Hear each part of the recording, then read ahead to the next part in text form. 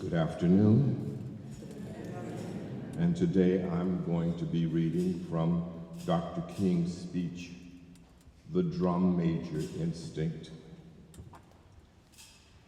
Every now and then, I guess we all think realistically about that day when we will be victimized with what is life's final common denominator.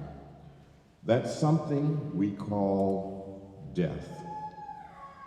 We all think about it, and every now and then I think about my own death. I think about my own funeral. And I don't think of it in a morbid sense. Every now and then I ask myself, what is it that I would want said? And I leave the word to you this morning.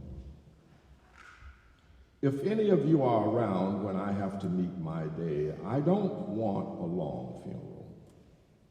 And if you get somebody to deliver the eulogy, tell them not to talk too long. Every now and then I wonder what I want them to say. Tell them not to mention that I have a Nobel Peace Prize. That isn't important. Tell them not to mention that I have 300 or 400 other awards. That's not important. Tell them not to mention where I went to school.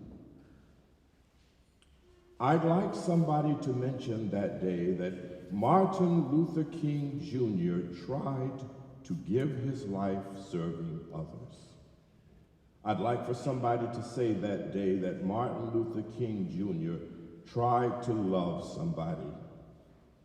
I want you to say that day that I tried to be right on the war question. I want you to be able to say that day that I did try to feed the hungry. And I want you to be able to say that day that I did try in my life to clothe those who were naked. I want you to say on that day that I did try in my life to visit those who were in prison. I want you to say that I tried to love and serve humanity.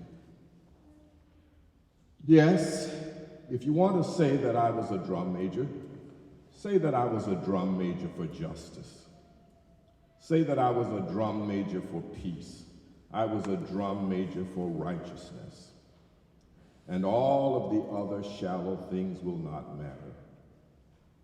I won't have any money to leave behind. I won't have the fine and luxurious things of life to leave behind. But I just want to leave a committed life behind. And that's all I want to say. If I can help somebody as I pass along, if I can cheer somebody with a word or song, if I can show somebody he's traveling wrong, then my living will not be in vain. If I can do my duty as a Christian ought, if I can bring salvation to a world uproar, if I can spread the message as the Master taught, then my living will not be in vain. Yes, Jesus, I want to be on your right side or your left side, not for any selfish reason.